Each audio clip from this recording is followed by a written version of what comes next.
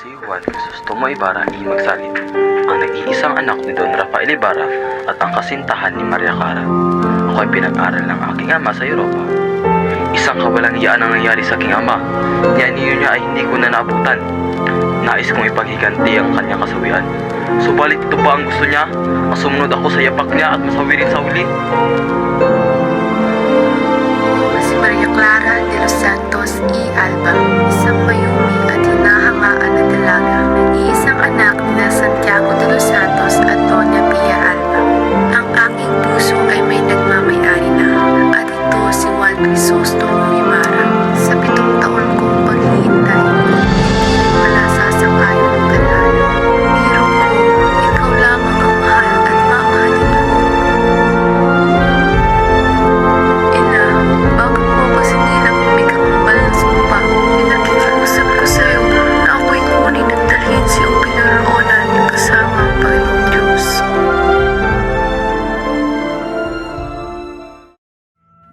Ako si Don Santiago de los Santos. Isa ako sa pinakamayaman sa Maynila.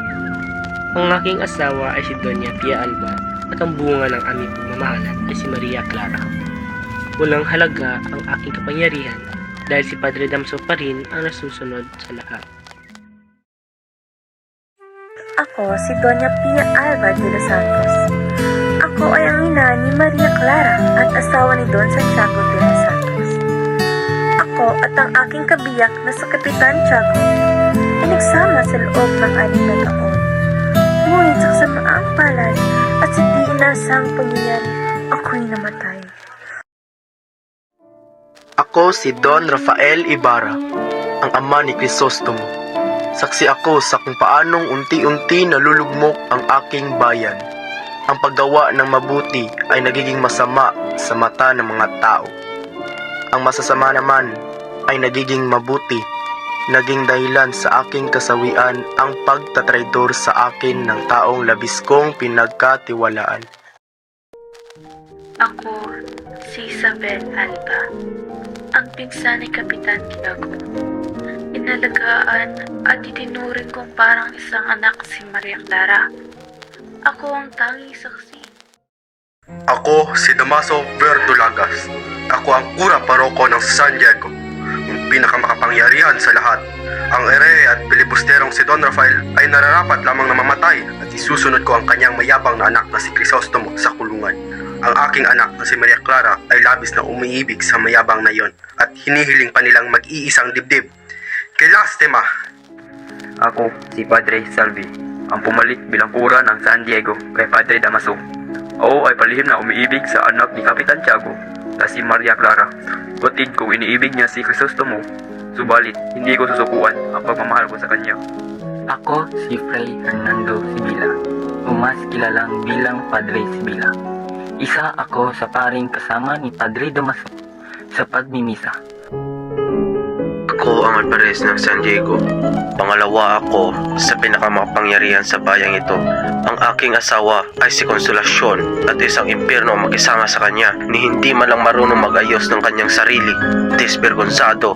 Ako si Doña Consolacion, ang musa ng Guardia Civil at ang asawa ng malakiyang alperes. Hindi ako natatakot sa nila at laway ng Victorinang iyon. Kasing kapal ng kalorete niya sa mukha ang pinagpatungan niyon. Pinipilit pa ang mali-mali niyang pangangastila. Stupida. O si Narcisa, ang babaeng pinagsagang baliw. Ang aking asawa ay si Pedro. Kahit siya ay mapang-abuso, ay minamahal ko pa rin siya.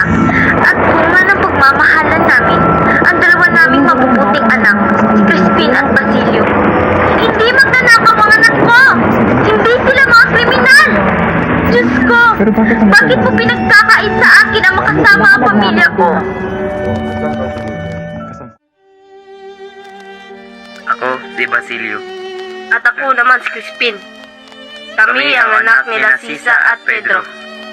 Di ako isang magnanakaw, subalit dahil kami ay maralita lamang. Hindi ko magawang mapatunay ng aking sarili. Wala silang awa. Kuya, makikita ko pa ba ang inay? Itatakas kita rito. Bakit napakadaling mga husga ng mga tao? Hindi bali ang aming ina. Ako, si Don Anastasio, o mas kilala sa tawag na Pilosopong Tasio. Ako ay pinatigil ng aking ina sa pag-aaral, hindi dahil sa kahirapan, ngunit dahil sa takot nila na ako'y maging marunong at mawalan ng panalangin.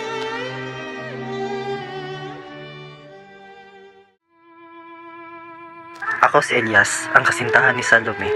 Ako ay isang magsasaka at bangkero na tumutulong kay Ibakan na maunawa ng kalayaan ng bansa. Kahit limitado ang aking edukasyon, ang aking karanasan sa aking pamilya ay nagpapatas at nagpaintig ng aking katalinuhan at nagtulak sa akin na kamuhian ng mga kondisyong panlipunan sa aking paligid. Ako si Salome, ang kasintahan ni Elias. Naninirahan ako sa San Diego upang mabayaran ang mga utang ng aking inang namayapa na. Nalulungkot akong iwanan siya, subalit kailangan kong umuwi sa Mindoro upang makasama ang aking pamilya. Ako si Doña Victorina de los Reyes de Espadanya. Ang aking kabiyak ay si Dr. Don Tiburcio. Maraming mga lalaki ang nabibighani sa aking kagandahan. Subalit, kay Tiburcio lamang ako napaibig. Tignan ninyo ang mga kolorete sa aking muka. Walang-wala si konsolasyon sa aking kagandahan. Simplemente seloso. Una labondera ambisyosa. Ako si Don Tiburcio de Espadanya, ang kinikilalang doktor ng San Diego at ang kabahay ni Doña Victorina. Sinikayat ako ni Doña Victorina na bumalik sa pagiging isang buwan upang mas makilala siya ng mga tao. Ako si Alfonso Linares, ang pamangkin ni Don Devocio. Napaibig ako sa taglay na kagandahan ng dalagang si Maria. At sa kabutiang palad na itakda akong may pakasal sa kanya. Pinilit akong magbalat kayo bilang isang malapit na kaibigan ng mga opisyales sa Espanya upang mapataas ang kapangyarihan na hawak ni Doña Victorina. Ako ang Kapitan General ng San Diego. Kahit mataas ang pusyong hawak mo, ay hindi pa rin ito magiging dahilan upang magmalabis ako sa mga tao. Hanggat ako'y namamahala, walang sino man ang dapat na maghirap. Ako si Kapitana Maria, isang simpleng babae na namumuhay sa San Diego kasama ang aking pamilya. Ramdam ko ang pait at sakit ng nawala ng magulang. Alam kong nananaig kay Crisostomo ang paghahanap ng hustisya para sa kanyang magulang. Ako si Kapitan Pablo, isang pinuno ng kilusan. May 3 akong anak, isang babae at 2 lalaki. Dahil sa mga alagad ng simbahan na hindi ko na sila nakasama, hindi nyo alam kung gaano kasakit ang nararamdaman ko. Ako si Lucas, kapatid ko, yung taong ilaw na namatay. Nais ko lamang malaman kung ilan ang ibabay sa pamilya ng kapatid ko. Gaya ka rin ng iyong ninuno, Ibarra. Ninuno mong nagbilad sa aking ama. Ngunit, kapag malaki ang binayad mo, ay magiging magkaibigan tayo. Ako si Don Filipo, ang Teniente Mayor ng San Diego. Kilala ako dahil sa integridad, tapang at pagmamahal sa bayan. Ako si Teniente Guevara, isang opisyal ng Guardia Civil. Ako ay isang matapat at makatarungang tao sa kabila ng aking posisyon. Matagal na akong matapat na kaibigan ni Don Rafael Ibarra. Gagawin ko ang lahat upang malaman ni Crisostomo Ibarra ang tunay na nangyari sa kanyang ama.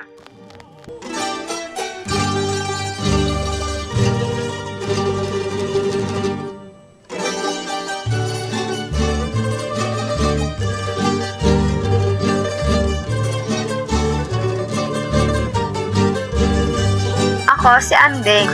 Matalik akong kaibigan ni Maria Clara. Kinakapatid din niya ako at nasasabi kong mahusay din akong magluto. Ako si Itay, matalik na kaibigan ni Maria Clara. Marunong akong tumugtog ng alpa. Ako ang humawak ng libro ng kapalaran. Ako si Victoria. Matalik na kaibigan ni Maria Clara. Kasintahan ko si Albina na dating sinunagis. Ako si Neneng na matalik na kaibigan ni Maria Clara. Sinasabi nilang mainhin at laisip ako.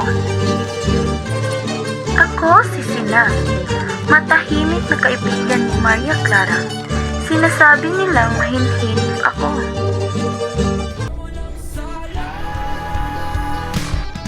Halika na, tuklasin ang mundo ang puno ng isip amin. Halika na, tuklasin ang mundo